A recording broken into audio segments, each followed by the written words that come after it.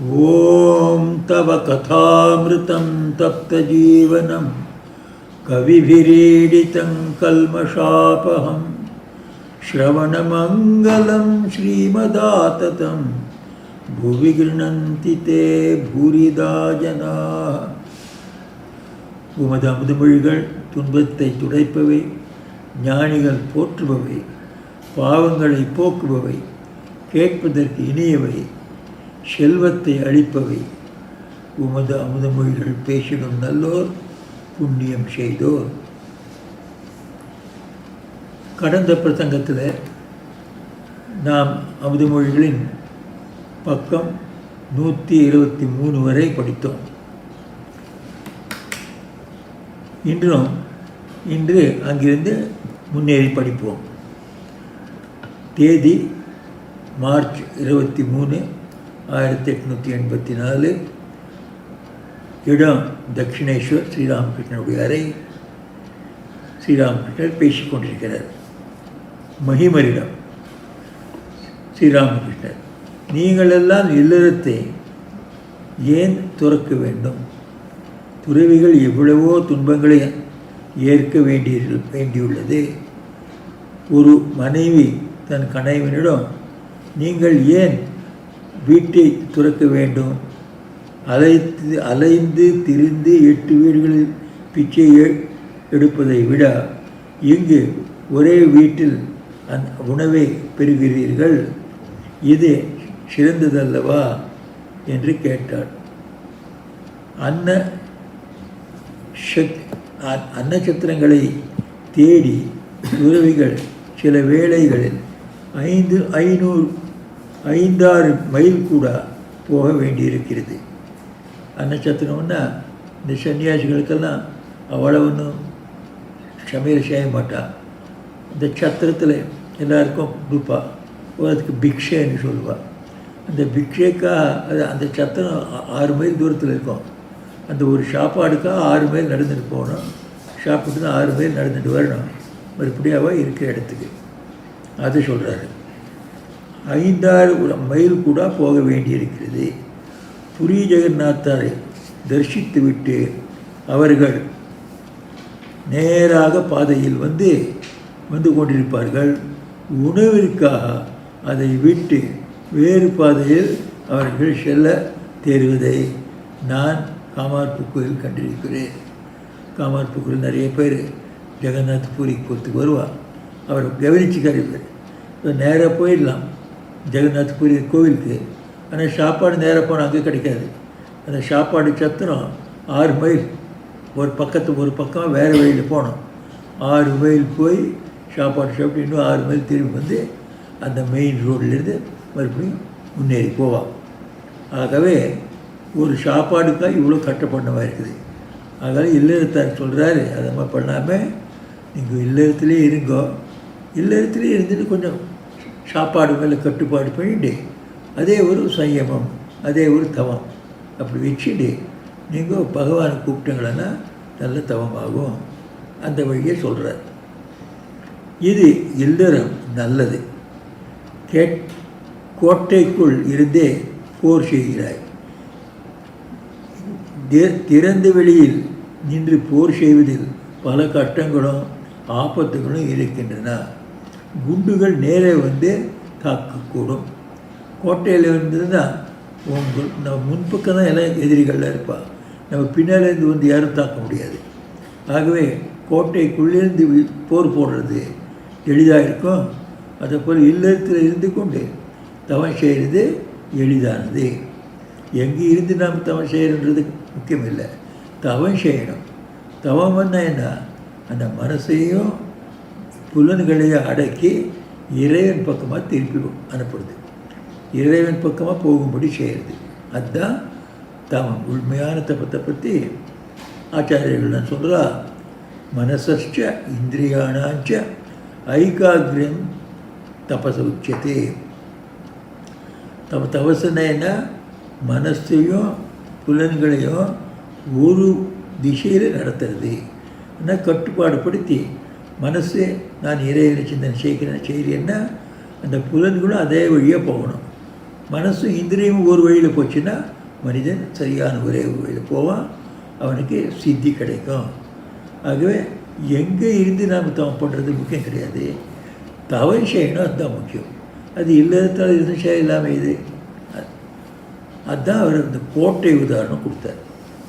ஆனால் ஒன்று, சில காலம் தனிமையில் வாழ்ந்து ஞானம் பெற்ற பிறகு திரும்பி வந்து குடும்ப வாழ்க்கையில் ஈடுபடலாம். ஜனகராஜா ஞானம் பெற்ற பிறகு இல்லறத்தில் ஈடுபட்டார்.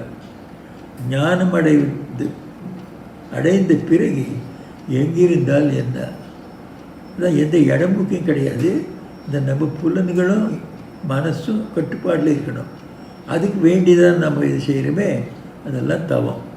அது இல்லத்தில் இருந்தும் செய்யலாம், காட்டில் போய் செய்யலாம், கோயிலில் போய் செய்யலாம். மகிமா சுவாமி, மனிதன் உலகப் பொருட்களில் மதிமயதான். அதன் காரணம் என்ன? ஸ்ரீராமகிட்ட இறை அனுபூதி பெறாமல் உலகப் பொருட்களின் நடுவே வாழ்வதால் தான் அவனுக்கு இந்த உலகிய சுகங்கள் இதை காட்டில் உயர்ந்த ஒரு சுகம் தெரியாது. அப்போ இதுதான் சுகம் இருக்குதுன்னு சுகத்துக்கு பின்னால் நாம் ஓடுறோம். எப்போவே எல்லாருக்குமே சுகம்தான் வேண்டும்.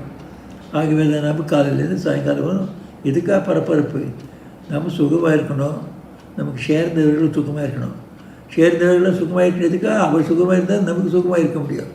இல்லை அப்புறம் அவளை கற்றுட்டு இருந்தால் நம்ம சுகமும் சுகமாக இருக்காது. ஆகவே நாம் சுகமாக இருக்கணும், நம்ம சேர்ந்தவர்கள் உற்றார் உறவினர்கள் சுகமாக இருக்கணும். இதுதான் பரபரப்பு. நம்ம இந்த சுகம் இதுதான் சுகம் நினச்சிருக்கோம். இதுக்கு உயர்ந்த சுகம் நமக்கு தெரியாது. ஆனால் இறை அனுபூதி யாருக்கு கிடைச்சிருக்குதோ அவர்களுக்கு உயர்ந்த சுகம் தெரியும். அப்போ அவர்களுக்கு தானாகவே இந்த சுகம் பிடிக்காது. அதை சொல்கிறாரு, அனுபூதி பெற்றுவிட்டால் உலக பொருட்களில் மனம் மயங்காது. ஈஷல் பூச்சி ஒரு முறை ஒளியை கண்டுவிட்டால் பிறகு இருளில் இருக்க விரும்பாது. இந்த ஈஷல் பூச்சி எப்போதும் வெளிச்சத்தை பார்த்துட்டு ஒரே ஓட்டமாக ஓடி அது உள்ளே விழுந்து சுட்டு போயிடும். அதனால் திரும்பி வீட்டில் வராது. அதுபோல் அந்த இறை அனுபூத்தின்றது உயர்ந்த சுகம். அந்த உயர்ந்த சுகம் கிடச்சுடுத்துன்னா இந்த கீழ்நிலை சுகம், இந்த உலகிய புலன்கள் சுகம் நமக்கு சரியானதுன்னு தோணாது. இது போதுமானதுன்னு தோணாது. இந்த காட்டில் உயர்ந்த சுகம் ஒன்று இருக்குதே, அதுதான் வேண்டும். அதுவும் பின்னால் நாம் போயிட்டு இருப்போம். அப்போ இந்த உலக சுகங்களால் நாம் மயங்க மாட்டோம். இறைவனை அடைய வேண்டுமானால் வீரியத்தை இழுக்கக்கூடாது. சுகதேவர் முதலியோர் ஊர்துவரேசாக இருந்தார்கள். இவர்கள் வீரியத்தை ஒருபோதும் இழந்ததில்லை. தைரிய ரேதஸ் என்று மற்றொரு வகையினர் உண்டு. இவர்கள் முதலில் வீரியத்தை இழந்தார்கள், பின்னர் கட்டுப்படுத்தி கொண்டார்கள். 12 ஆண்டுகள் தைரிய ரேதஸாக இருந்தால் ஒரு புதிய சக்தி பிறக்கிறது. உள்ளே ஒரு புதிய நாடி தோன்றுகிறது. அதன் பெயர் மேதா நாடி. இந்த நாடி தோன்றினால் எல்லாவற்றையும் நினைவில் வைத்து கொள்ள முடியும், எல்லாவற்றையும் அறிந்து கொள்ள முடியும். எப்படி புலன் அடக்கத்தில் முக்கியமாக இந்த சிற்றின்பத்திலிருந்து அந்த புலனை அடக்கி பிரம்மச்சரிய சாதனை செய்கிறது இப்படி முக்கியமான விஷயம். எல்லாருக்கும் யார்கிட்ட பேஷண்ட் இருக்கு, தான் இல்லறத்தாருக்கு கூட பேஷண்ட் இருக்கார். இல்லறத்தார்களுக்கும் இந்த புலன் கட்டுப்பாடு வேண்டும். அதை இல்லறத்தாருக்கு எடுத்து சொல்கிறார். இவரெல்லாம் நீங்கள்லாம் தைரிய ரேதஸுகள். ஒரு சமயம் உங்கள் வேறு எழுந்திருக்குங்கோ, ஆனால் அது கட்டுப்பாட்டு பிடிச்சி சரி புலன்கள்லாம் கட்டுப்பாட்டில் வந்துடுத்துன்னா அப்போது தைரிய ரேதஸ். அப்போ என்னவாகும்? மேதா நாடி உண்டாகும். இந்த மேதா நாடி வந்ததுன்னா எதை கேட்குறோமோ அதெல்லாம் ஒரு தடவை கேட்டால் அது நம்ம மனசுக்குள்ளே நினைவு வச்சுக்க முடியும். இரண்டாவது, அந்த கேட்ட பொருளுமே இல்லை, அது எல்லா பொருள்களையும் கேட்டதெல்லாம் புரியும். இப்போ நம்ம பல தடவை கேட்கும், புரியல, மறுபடியும் சொல்லுங்க அப்படி சொல்லுவோம். இந்த மேதா நாடி இருக்கிற ஒரு தடவை கேட்டான்னா அது அது மனசில் பதிஞ்சு போயிடும் ஒரு பக்கம், இன்னொரு பக்கம் அவனுக்கு அது அர்த்தம் புரியும், அந்த கருத்து அவனுக்கு நேராக புரிஞ்சிடும். இது புரியல என்று சொல்ல கேள்வியே எழாது அவன்கிட்ட.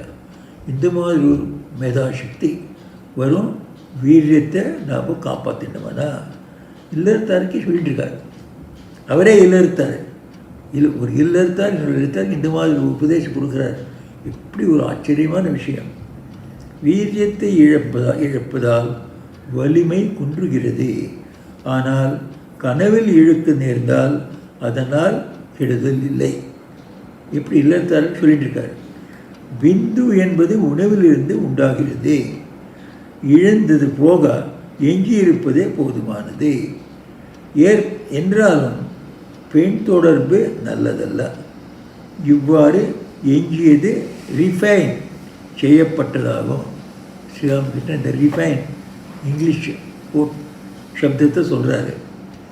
நாகாக்களின் வீட்டில் ஜாடிகளில் வெல்லம் வைத்திருப்பார்கள். ஜாடிகளின் கீழ்ப்புறம் ஒரு துளை இருக்கும்.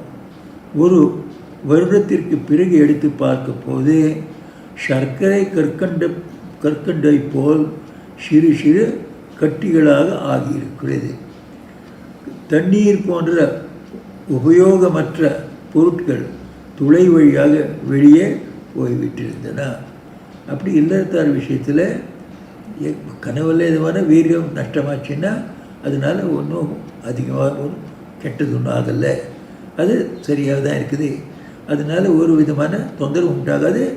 மேதா நாடிக்கோ அது உபயோகமாகும். ஒரு மேதா நாடி வளர்த்துக்கிறதுக்கு அது ஒன்றும் ஒரு எதிரியாகாது, அதை தடங்களாகாது. அதை எடுத்து காட்டுறார். துறவிகள் துறவியை போய் இல்லறத்தார சொல்லியாச்சு, துறவிகளை பற்றி சொல்கிறார். துறவிகள் பெண்களை அடியோடு துறக்க வேண்டும். இது புருஷர்களுக்கு சொல்லிட்டுருக்கார்.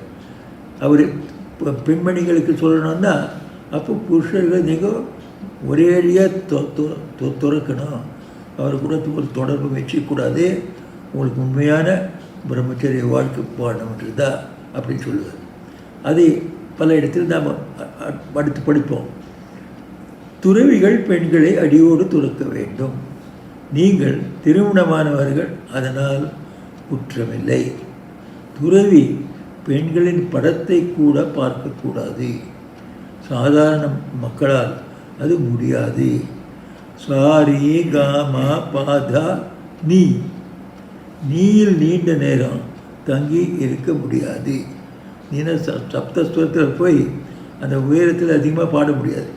எவ்வளோ பெரிய பாடுக்கிறானாலும் ஒரு கொஞ்ச நாள் சப்தஸ்வர உச்சஸ்வரத்தில் போவர், அப்படி இழங்கி வந்துடுவார், மந்திரஸ்தாய்க்கு வந்துடுவார். துறவி வீரியத்தை இழப்பது மிகவும் மோசமானது.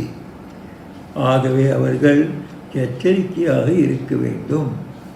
பெண்ணை பார்க்காமல் இருக்க வேண்டும். பக்தையாக இருந்தாலும் அவளிடமிருந்து விலகி போய்விட வேண்டும்.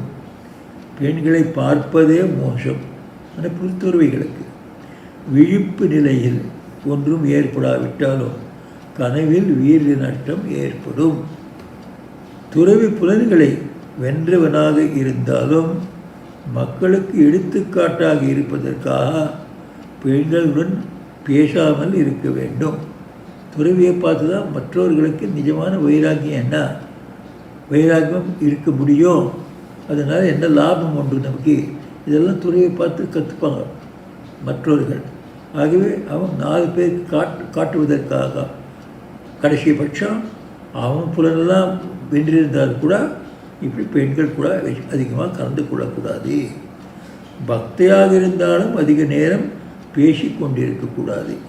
என்ன அந்நியர்கள் என்ன நினச்சிப்பா, ஓ இவன் பெண்கள் கூட தொடர்பு வச்சுட்டுருக்கான் அப்படின்னு அவர்களுக்கும் அந்த பிரம்மச்சரிய ஒரு நிஷ்டை இருக்கிற அது உள்ள நம்பிக்கை போயிடும். துறவு வாழ்வு என்பது துளி தண்ணீர் கூட அருந்தாமல் இருக்கும் ஏகாதசி விரதம் போன்றது. நிர்ஜலா ஏகாதசின்னு சொல்லுவோமோ இல்லையோ, தண்ணியும் கூட குடிக்காமல் உபவாச நோன்பு, அதுபோல் துறவி வாழ்வு. இன்றும் 2 வகை ஏகாதசி விரதம் உண்டு. அதை காட்டும் கீழ் மட்டத்தில் இன்னும் 2 விதமான ஏகாதசி இருக்குது. அவரே சொல்கிறார் என்னன்னு. பழங்களையும் கிழங்குகளையும் சாப்பிடுவது ஒரு வகை. அது இன்னொரு வகை மற்றொன்று பூரி உருளைக்கிழங்கு என்று எல்லாம் சாப்பிடுவது. எல்லோரும் சிரித்தனர். பூரி கிழங்குடன் முடிந்தால் பாலில் ஊறிய ஒரு ரொட்டி துண்டைகளும் சாப்பிடுவார்கள். இப்படி அவர் சாப்பிட்டுட்டே இருப்போம். ஒரு சாதம் சாப்பிட மாட்டோம், அவ்வளோதான். அதுதான் அது உபவாச விரதம். இது 3வது வகை. ஒன்று நிர்ஜலா, ஒன்று பழம் பால் சாப்பிட்டு, 3வது எல்லாத்தையும் சாப்பிட்றது சாதம் ஒன்று விட்டு. 3வது வகை. எல்லோரும் சிரித்தனர். குருதேவரும் சிரித்தபடி, ஒரு துளி நீரும் அருந்தாமல் உபவாசம் இருப்பது உங்களால் முடியாத காரியம். துறவிகள் போல ஒரே அடியாக உலகத்தில் பெண்களுடன் கலந்து கொள்ளாமல் தொலைவில் இருப்பது உங்களால் முடியாது. ஆகவே இல்லறத்தார்களுக்கு ஒரு விதமான ஒரு ஒரு லீனியன்ஸ் கொடுக்கப்பட்டிருக்குது. அந்த லீனியன்ஸில் என்ன, அவருடைய பத்தினி, அவருடைய பதி அவர் கூட கலந்து கொள்ள முடியும். அது ஒன்றும் ஒரு தோஷமும் கிடையாது, பிழை கிடையாது. இதை ஸ்ரீராமகிருஷ்ணர் புரிய வைக்கிறார். கிருஷ்ணகிஷோர் ஏகாதசி தினங்களில், கிருஷ்ணகிஷோர் ஒரு பெரிய பக்தர், ஸ்ரீராமகிருஷ்ணனுக்கு ரொம்ப பிடிச்சவர். அவர் பூரி கிழங்கு எல்லாம் உண்பதை நான் பார்த்திருந்தேன். ரிதையனிடம் நான் சொன்னேன், ரிது, எனக்கும் கிருஷ்ணகிஷோரி ஏகாதசி விரதம் இருக்கா, ஆசை வந்துவிட்டது என்றேன். எல்லோரும் சிரித்தனர். ஒரு முறை அவ்வாறே விரதமும் இருந்தேன் அப்படின்னு எல்லாத்தையும் சாப்பிட்டுருக்கார் விரதத்தினால். அப்போ என்னவாச்சு, வயிறு நிறைய சாப்பிட்டேன். மறுநாள் ஒன்றுமே சாப்பிட முடியவில்லை, வயிறு கட்டு போயிடுத்தேன். மறுநாள் திருப்பி உபவாசம் பண்ணணும் வந்தது. எல்லோரும் சிரித்தினர். இப்படி இந்த ஸ்ரீராமகிருஷ்ணர் ஆன்மீக விஷயத்தை சொல்லிகிட்டு இருக்கார், பிரம்மச்சரிய விஷயத்தை சொல்லிகிட்டு இருக்கார், புலன் இன்பங்களை கட்டுப்படுத்துறதை பற்றி சொல்லிகிட்டு இருக்கார். அதனால ஒரு ஆசியம் கூட உண்டு. எது அதுக்கு தகுந்த போல் ஆசியம். ஒரு நேஷிகள் வாழ்க்கையில் நடக்கிறதை ஒரு காட்டுறார். ஒரு அற்புதமான மேதாசக்தி ராமகிருஷ்ணர். என்ன ஒரு கோவமே, என்ன மாதிரி ஒரு ரசம், அது உள்ள வினோதம். ஏதாவது பேசிகிட்டு இருக்கப்போ நம்மளுக்கும் தலை சிட்டு ஒரே சீரியஸ் ஆகிடுச்சுன்னா இது அது கொஞ்சம் லேசாக்கிறதுக்காக நடுநடு வினோதம் செய்கிறார். இது அழகான படித்தாக்கா ஆச்சரியமாக இருக்குது. இப்படி கூட ஒரு மகான் இருந்திருக்காருன்னு. பஞ்சவட்டியில் இருக்கும் ஹடயோகியை பார்க்க சென்ற பக்தர்கள் திரும்பி வந்தனர். குருதேவர் அவர்களிடம், என்னப்பா, எப்படி என்ன பார்த்தீர்கள்? உங்கள் அளவுகோல்களால் அவரை அளந்திருப்பீர்களே என்றார். அநேகமாக அவர்களுள் யாருமே அந்த ஹடயோகிக்கு பண உதவி செய்ய விரும்பவில்லை என்பதை குருதேவர் கண்டார். ஸ்ரீராமகிருஷ்ணர், ஒரு சாதுவுக்கு பணம் கொடுக்க வேண்டும் என்றாலே உங்களுக்கு அவரை பிடிக்காமல் போய்விடும். இப்படி சாதாரண மனுஷன மனசை அவர் எடுத்து காட்டுறார். ராஜேந்திர மித்திரருக்கு மாதம் 800 ரூபாய் சம்பளம். அவர்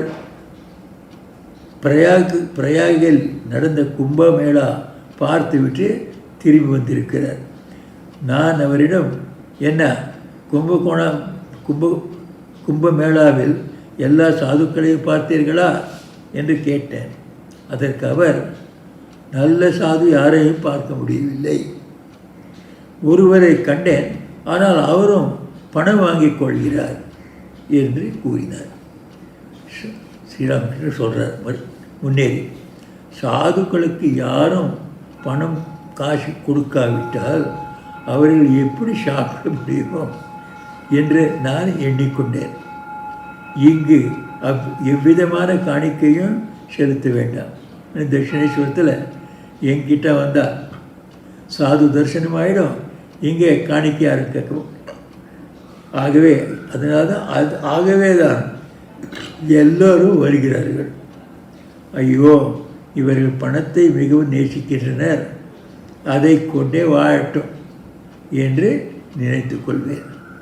பகவானுக்கு ரொம்ப சந்தோஷம் இல்லை. யார் சாதுகளுக்கு பணம் காசு கொடுக்க மாட்டார்களோ, அவர் தங்களுக்காகவே எல்லாம் அந்த பணத்தை செலவிச்சுக்கிறாரோ, அது பகவானுக்கு அவர் அந்த மாதிரி மனிதர்கள் கூட அவர் திருப்தி இல்லை, அவர் சந்தோஷப்பட மாட்டார். அதே ஸ்ரீராமகிருஷ்ணன் சொல்கிறார்.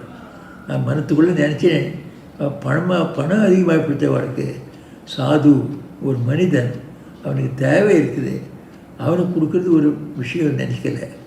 தன்னுடைய சந்தோஷமே தனக்காகவே சுயநலத்துக்காக தன் பணத்தெல்லாம் உபயோகித்து கொள்ளணும் அப்படின்னு சிந்திக்கிறார்கள். அவ்வளோ ஒரு ஈடுபாடு தன் பணத்தினால, பணத்தை சேமிக்கிறதுனால. அதுக்கு அவர் சொல்கிறாரு, பணத்து மேலே அவ்வளோ ஆசை இருக்கட்டும், அந்த பணத்தை வச்சுட்டே இருக்கட்டும். பணத்தை வச்சுட்டா என்ன வந்து தொந்தரவாகும், அதெல்லாம் இன்னொரு இடத்துல சொல்கிறார். குருதேவர் சிறிது ஓய்வெடுத்தார்.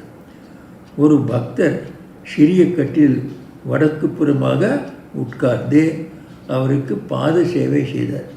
இந்த பக்தர்னு சொல்கிறாரு, இது இந்த மாதம் மகேந்திரநாத் குப்தர் தன் பேரை சொல்லாமல் பல விதமான பேர்கள் போட்டு அந்த இடத்துல அவர் தன்னை மூடி வச்சுக்கிறார். அந்த மாதிரி அவருக்கு ஒரு பணிவு. அவர் தன்னை யாருக்கும் காட்டிக்கொள்ளக்கூடாது.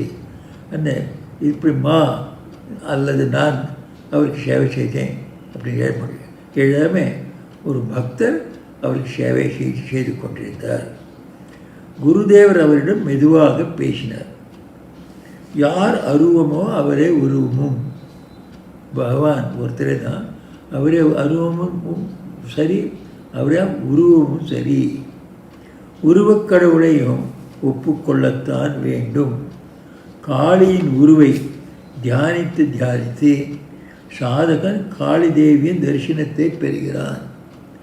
பிறகு அந்த உருவம் அகண்டத்தில் மறைந்து விடுவதை காண்கிறான். யார் அகண்ட சச்சிதானந்தமோ அவரே காளி. இது ஸ்ரீராமகிருஷ்ணன் அவருடைய அனுபவம். அவர் முதல்ல காளி தான் தியானம் பண்ணார், உருவம். அந்த உருவத்தினால் அவர் முதல்ல காளி தரிசனம் கொடுத்தா, அதுக்கு பிறகு அதே காளி நானே தான் பிரம்மம் அப்படின்னு பிரம்மத்தில் லயமாயிட்டார். அப்போ இந்த காளி உருவமும் அதே காளி தான், உருவம் மற்றும் அருவமும் அவரே அந்த காளியே தான் அப்படின்னு அவருக்கு புரிஞ்சுது. குருதேவர் மேற்கு புறத்தில் உள்ள அரை வட்ட வராந்தாவில் அமர்ந்து மகிமனுடன் மற்ற பக்தர்களுடனும் ஹடயோகியை பற்றி பேசலானார். ராமபிரசன்னன் கிருஷ்ணகிஷோரின் மகன், அவருடைய பக்தனுடைய மகன். அதனால் குருதேவர் அவரை மிகவும் நேசித்தார். ராமகிருஷ்ணர்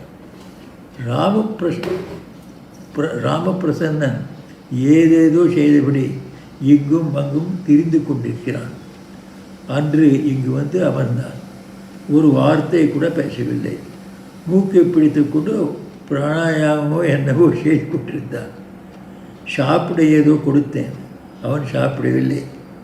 மற்றொரு நாள் அவனை கூப்பிட்டு உட்காரும்படி சொன்னேன். அவன் கால் மேல் கால் போட்டுக்கொண்டு உட்கார்ந்தான். கேப்டனை நோக்கி ஒரு காலை நீட்டியிருந்தான். அவனது தாயை எண்ணும்போது நான் அழுது விடுகிறேன். பாவம், அந்த அம்மாவுக்கு எவ்வளோ மனசுக்கு கஷ்டமாகும். இந்த பையன் வளர்ந்து சரியாக உபயோகமாக வாழ்க்கையை வாழாதே அங்கேயும் இங்கேயும் திரியிறானே, நீ எவ்வளோ கஷ்டப்பட்டு பாவலே. அதை நினைச்சி ஸ்ரீராமகிருஷ்ணர் வருகிறார். மைமரிடம் இந்த ஹடயோகியை பற்றி உன்னிடம் சொல்ல சொன்னான். ஹடயோகியின் தினசரி செலவு 6 அணா அதிகம். அந்த காலத்தில் ஆனான்னு இந்த காலத்து மக்களுக்கு என்னன்னு தெரியாது. நம்ம காலத்தில் அணா இருக்குது. ஒரு ரூபாய்க்கு 16 அணா, ஒரு அணாவுக்கு 12 பைசா. ஸோ அப்போ ரூபாய் அணா பைசா சொல்லுவோம். ஒரு ரூபா ஒரு ரூபாய்க்கு 16 அணா, ஒரு அணாவில் 12 பைசா, 192 பைசா ஆச்சுன்னா ஒரு ரூபா. இப்போ நமக்கு ஒரு 100 பைசாலேயே ஒரு ரூபாய் ஆயிடுது. அப்படின்னா அந்த காலத்து ரூபாய் இந்த காலத்து ரூபாய்க்கு காட்டிலும் இரண்டு இரண்டு பாகம் அதிகம். இது இரட்டை விலை அதுக்கு. ஸோ அந்த ரூபாய் இப்போ குறைஞ்சி போயிடுச்சு ரூபா மதிப்பு. ஸோ அந்த காலத்தில் ஆறரை ஆனால் அது ஆகிறதா. அவன் செலவு ஆறரை ஆனான்னா 8 அணா சின்ன ஒரு ரூபாகும். அதை விட ஒரு அரை ரூபாய்க்கும் கொஞ்சம் குறைச்சது. ஒவ்வொரு நாளும் ஒரு அரை ரூபா கிடைச்சிதுன்னா அவனுக்கு அதை வச்சு நாம் என்னென்னமோ சாப்பிடுவோம். அந்த ஹடயோகத்துக்கு உபயோகமான பால், ஓபிஎம்மு இதெல்லாம் சாப்பிடுவோம். உன்னிடம் இதை அவன் சொல்ல மாட்டானாம். அந்த ஹடயோகிக்கு வைக்கப்படுறான், அதனால் உங்கள்கிட்ட சொல்ல மாட்டான். என் கூட சொல்லி நான் உங்களுக்கு சொல்லணும்னு சொல்லியிருக்கான். அது மைமர்.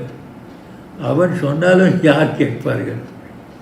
குருதேவரும் மற்றவரும் சிரித்தனர். குருதேவர் அறையில் வந்து உட்கார்ந்தார். பாலிஹாட்டில் சொந்தமாக ஒரு கோயில் நடப்பவர் உடையவர் மணிசேன். அவர் ஓரிரு நண்பர்களுடன் வந்தார். அவர் குருதேவரின் கையை பற்றி விசாரித்தார். அவருடன் ஒரு டாக்டரும் வந்திருந்தார். டாக்டர் பிரதாப் மஜும்தாரின் மருந்தை குருதேவர் உபயோகித்து வந்தார். ஆனால் மணிசேனின் நண்பர் அந்த மருந்து அவ்வளோ நல்லது என்று ஒப்புக்கொள்ளவில்லை. குருதேவர் அந்த நண்பரிடம், பிரதாப் முட்டாள் அல்ல, பின் நீங்கள் ஏன் அப்படி கூற வேண்டும் என்று கேட்டார். பிரதாப் கிட்ட மருந்து சாப்பிட்டு இருக்கார் இவர். அவர் முன்னையே பிரதாப் ஒரு பராமர்சிக்கிறார், அவரை ஆலோசிக்கிறார். அவர் அந்த மாதிரி நல்ல டாக்டர் இல்லைன்னு. அதுக்காக ஸ்ரீராமகிருஷ்ணன் அதை ஏற்றுக்கல. அவர் முட்டாள் இல்லை, அவரும் பெரிய டாக்டர் தான். அவரை பற்றி எதுக்காக இப்படி சொல்கிறோங்க? அந்த வேளையில் புட்டி கீழே விழுந்து உடைந்து விட்டதே என்று உறக்க கத்தினார் லாட்டு. என்ன புட்டியோ என்ன தெரியாது, அடுக்கழி விழுந்து போயிடுத்து. அவர் அங்கேருந்து கத்தினார் லாட்டு. ஹடயோகியை பற்றி பேச்சை கேட்டுக்கொண்டிருந்த மணிசேன், யாரை ஹடயோகி என்பது? ஹாட் என்றால் சூடாயிற்றே என்று கேட்டார். மணிசேனின் நண்பரான டாக்டரை பற்றி குருதேவர் பிறகு பக்தர்களில் கூறினார்.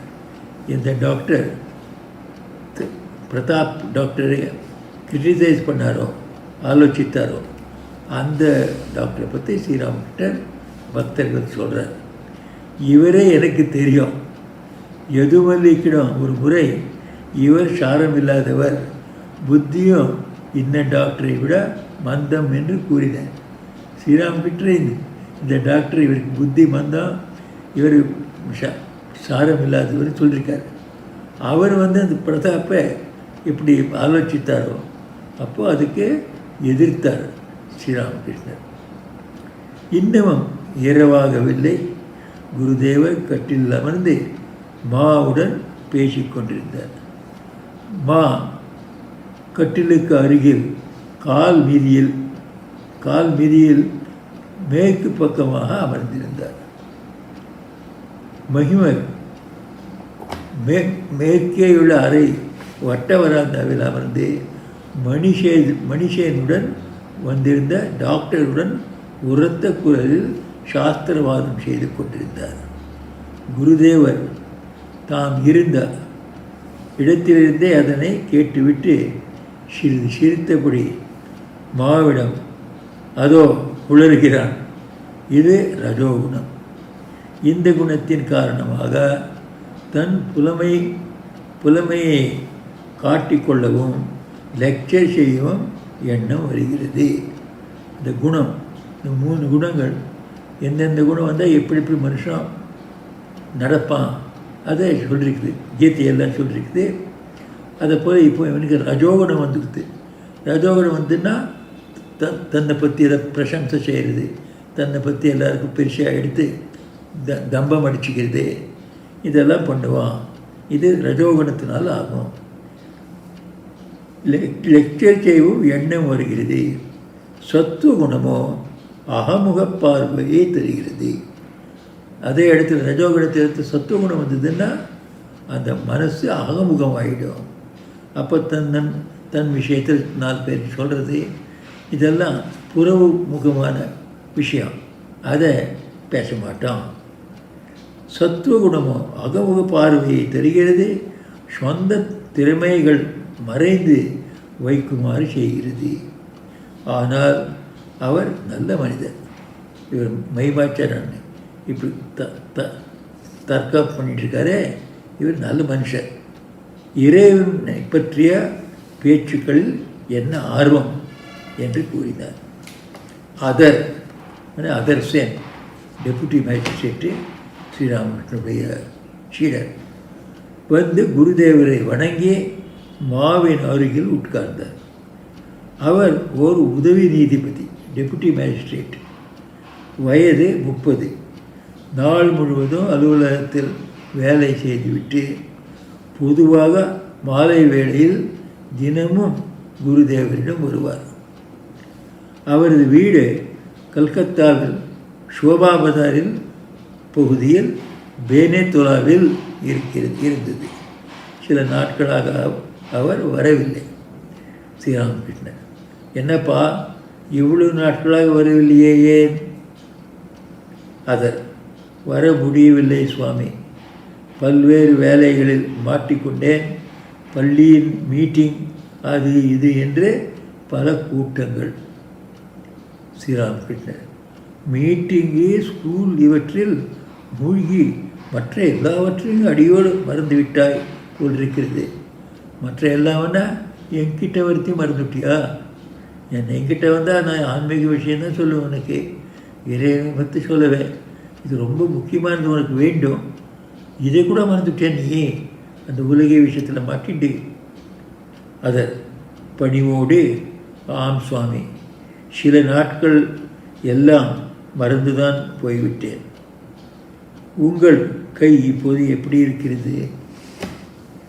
ஸ்ரீராமகிருஷ்ணன், இதோ நீயே பார், இன்னும் ஆறவில்லை. பிரதாப்பின் மருந்தே சாப்பிடுகிறேன். சிறிது நேரத்திற்கு பிறகு குருதேவன் திடீரென்று அதரை பார்த்து, இதோ பார், இவையெல்லாம் நிலையற்றவை அப்படின்னு, ஸ்கூலு, மீட்டிங்கு இதெல்லாம் நிலையற்றவை. மீட்டிங், ஸ்கூல், ஆஃபீஸ் எதுவும் நிலையானவை அல்ல. இறைவன் ஒருவரே உண்மை, மற்ற எதுவும் உண்மை அல்ல. முழு மனத்துடன் அவரை வழிபடுவது அவசியம் என்றார். அவன் அதிகமான வயசாகலை, 30 வயசு தான். ஆனாலும் ஸ்ரீராமகிருஷ்ண இறைவனை பற்றி தான் நீ நினைக்கணும், வேறு விஷயங்கள்லாம் அவன் நினைக்கக்கூடாது. அப்படி ஒரு கொடூரமாக சொல்கிறார். எதுக்காக சொல்கிறாரு? அப்புறம் நாம் பார்க்குறோம், ஒரு சில நாட்களுக்கு பிறகு திடீர்னு அவர் இறந்து போயிட்டார். அது ஸ்ரீராமகிருஷ்ணனுக்கு தெரியும். இவனுக்கு சில நாட்கள் தான் இந்த உலகத்தில் இருக்கான். அந்த சில நாட்டில் இறைவனை கூப்பிட்டான்னா அவனுக்கு போதிய புண்ணியம் கிடைக்கும். அதனால் அந்நியலோகத்தில் போய் ஆனந்தமாக இருப்பான். இல்லை பகவான் பாதபத்மத்திலே போய் சேருவோம். ஆகவே இப்போது இவனுக்கு எச்சரிக்கை கொடுக்கறது முக்கியம். அப்படி நினச்சிட்டு தான் இந்த 30 வயசு இளைஞனுக்கு என்னவோ அவன் இருந்த போகிற ஒரு நிலையில் இருக்க போல கொடூரமாக சொல்கிறாரு. இதெல்லாம் மீந்ததெல்லாம் போய் இறைவன் மொத்தம்தான் உண்மை, அவரை கூப்பிடு, அவரை படுவது, அவர் வழிபடுவது அவசியம் என்றார். அதர் மௌனமாக இருந்தார். ஸ்ரீராமகிருஷ்ணன், இவையெல்லாம் நிலையற்றவை. உடல் இதோ இந்த கணம் இருக்கிறதே, அடுத்த கணம் இல்லை. நேராக அவர் சொல்ல மாட்டேன்றார். சொல்லக்கூடாது.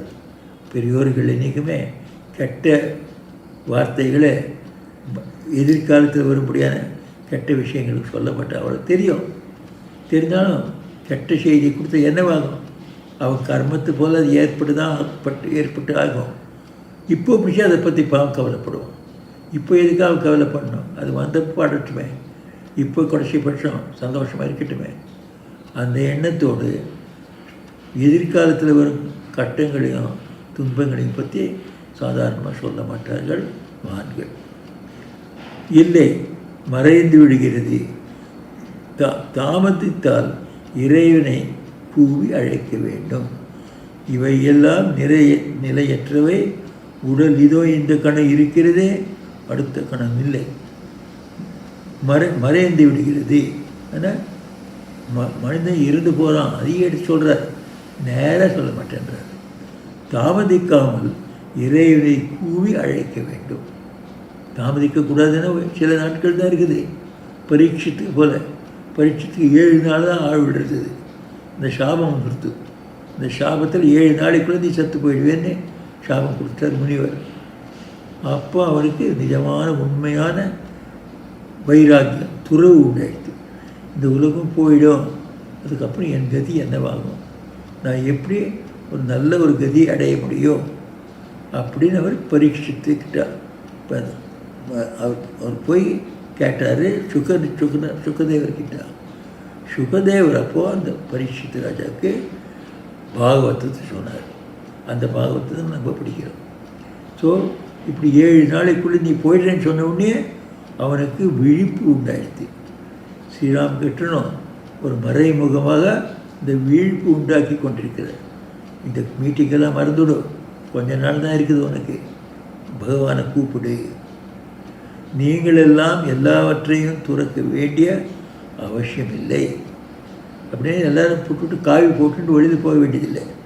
இருக்கிற இடத்திலே மனதை பகவானுக்கு கொடுத்து பகவான் முகமாக திருப்பி அவரை பிரார்த்தனையும் ஜபம் செஞ்சால் அந்த தவமே போகும் அப்படின்னு சொல்கிறார். ஆமையை போல் இல்லறத்தில் வாழுங்கள். ஆமையை போல் இல்லறத்தில் வாழணும். என்ன எப்படி? ஆமை தண்ணீரில் இங்கும் அங்கும் திரிகிறது, ஆனால் முட்டைகளை கரையில் இடுகிறது. அதனுடைய முழுமனமும் முட்டைகள் எங்கு இருக்கின்றனவோ அங்கே தான் இருக்கின்றது. அது தண்ணியில் இருக்குது, ஆனால் மனம் மாத்திரம் கரை மேலே இருக்குது. அதை போல் எதுக்காக? அதுக்கு பிடிச்சமான பிரியமான பொருள் கரையில் இருக்குது. அதனால் அந்த கரையிலேயே அந்த மனசு இருக்குது.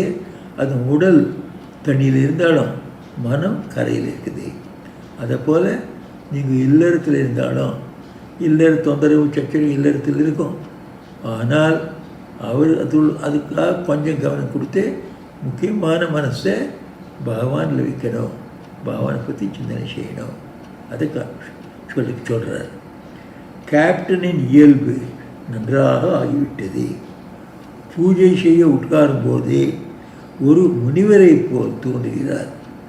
ஸ்லோகங்களை அருமையாக சொல்லியபடி கர்பூஜா ஆரத்தி செய்கிறார்.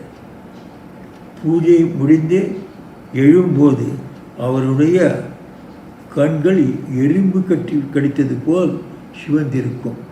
ஆனால் அவருக்கு இந்த மாதிரி பக்தியால் கண்கள் தான் சிவந்து போகுது. எப்போதும் கீதை பாகவதம் என்று படித்து வருகிறார். நான் ஓரிரு ஆங்கில வார்த்தைகளை அவரிடம் சொன்னேன். அவருக்கு மிகவும் கோபம் வந்து விட்டது. ஆங்கிலம் படிப்பவன் ஆச்சாரம் தவறியவன் என்றார்.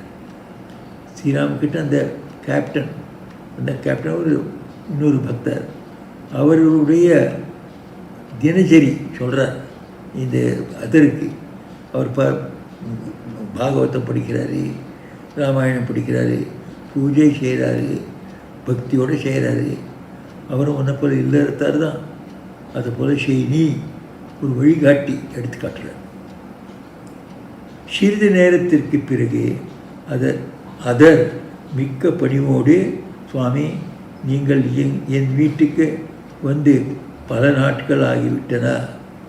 வரவேற்பறையே ஏதோ வாடை வீசுவது போல் உள்ளது. எல்லாமே இருள்மயமாக தோன்றுகிறது என்று கூறினார்.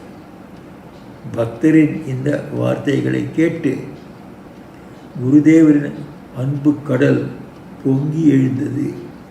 திடீரென்று எழுந்து நின்று பரவச நிலையில் ஆழ்ந்தார். அதர், மா, இருவரின் தலையையும் நெஞ்சையும் தொட்டு ஆசீர்வதித்தார். நான் உங்களை நாராயணனாக காண்கிறேன், நீங்கள்தான் என் உறவினர்கள் என்று அன்பு பொங்க கூறினார். மகிமாச்சரன் அறைக்குள் வந்து அமர்ந்தார். ஸ்ரீராமகிருஷ்ணர் மகிமரிடம், தைரிய ரேதஸ் பற்றி அப்போது நான் கூறியது உண்மை, அதே அது மனசில் வச்சிருக்கார்.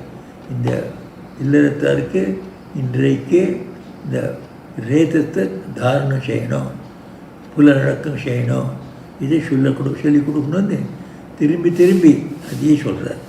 அவர் வழியில் போயிருந்தார், திருப்பி வந்து உக்காண்டவுடனே அதே விஷயத்தை எடுத்து சொல்கிறார். நான் தைரிய ரேதஸ் பற்றி அப்போது தான் கூறியது உண்மை. வீரியம் கட்டுப்பாடு இல்லாவிட்டால் எந்த உபதேசங்களின் கருத்தை உணர்ந்து கொள்ள முடியாது.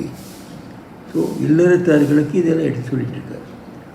ஒரு பக்தர் சைத்தன்யரிடம், சுவாமி நீங்கள் பக்தர்களுக்கு இவ்வளவு உபதேசம் அளிக்கிறீர்கள், ஆனால் அவர்கள் அவ்வளோ முன்னேறவில்லையே, ஏன் என்று கேட்டார்.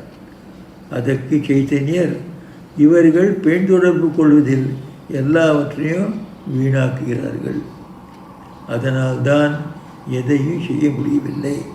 இவர்கள் வீரிய தாரணை செய்யலை, ஊர்துரைத்து சாகலை, அதனால ஆன்மீக விஷயத்தில் முன்னேற முடியவில்லை. ஒழுகின்ற பூஜாவின் தண்ணீர் வைத்தால் எல்லாமே மெல்ல மெல்ல வெளியேறிவிடும் என்றார். மகிமன் முதலிய பக்தர்கள் மௌனமாக இருந்தனர். சிறிது நேரத்திற்கு பிறகு மகிமன், நாங்கள் அந்த சக்தியை பெறுமாறு நீங்கள் இறைவனிடம் பிரார்த்தனை செய்யுங்கள் என்றார். பணிவோன்னு சொல்கிறார், நம்மளால் முடியல, நமக்காக பிரார்த்தனை செய்யுங்கள். ஸ்ரீராமகிருஷ்ணர், இனிமேலாவது எச்சரிக்கையாக இரு. ஆணி மாத அடைமழை வெள்ளத்தின் வேகத்தை தொடுப்பது கடினம்தான். அதிக தண்ணீர் வழிந்தோடி விட்டது. இப்போதாவது அணையிட்டு விடு அப்படின்னா வயதாக இருக்குது, இப்போ நீங்கள் பிரம்மச்சரியம் பாலனை பண்ணுறதுக்காக முயற்சி செஞ்சுக்கணுன்னா நீங்கள் செய்ய முடியும் அப்படின்னு இப்போ நீங்கள் ஆரம்பிக்கும். இதுக்காக ஒரு ஒரு வயசுலேயே இதை செய்யணும், இன்னொரு வயசு செய்யக்கூடாதுன்றது கிடையாது. உங்களுக்கு வயதாக இருந்தாலும் பண்ணுங்கோ, உங்களுக்கு இதனுடைய பலன் கிடைக்கும் அப்படின்னு எல்லாம் ரொம்ப உருகி சொல்கிறார். இந்த இல்லறத்தாருக்கு இது யாரும் சொல்லவும் முடியாது. இன்னொருத்தர் இல்லறத்தார் சொல்லணும்னா போடா நீ உன்னுடைய வாழ்க்கையை பார்த்துக்கூடா அப்படின்னு சொல்லிடுவார். ஆனால் இங்கே யார் சொல்கிறாரோ அப்படி ஸ்ரீராமகிருஷ்ணர் ஒவ்வொரு பேச்சும் அந்த உண்மை அதை தட்டி எழுப்புற போல இவர்களை எழுப்புறார். நீங்கள் இல்லறத்தால் இருக்கலாம், ஆனாலும் புலனின்பத்தை புலன் கட்டுப்பாடு செய்ய வேண்டும். செய்யங்கன்னா உங்களுக்கே அது நல்ல லாபம். உங்களுக்கு மேதாசக்தி வரும். மேதாசக்தியால் உங்களுக்கு உடல் சக்தியும் வரும், மற்றும் எல்லாவற்றையும் நினைவு வைத்து கொண்டு எல்லாவற்றையும் புரிந்து கொள்ளுமான ஒரு சிறப்பான சக்தியும் வரும் அப்படின்னு அந்த பிரம்மச்சரியத்துடைய பெருமையை எடுத்து காட்டுறார். இதை போல் இன்னும் பலவிதமான அறிவுரைகள் நம்ம அடுத்த நாள் படிப்போம். இன்று இங்கேயே முடித்துக்கொள்வோம்.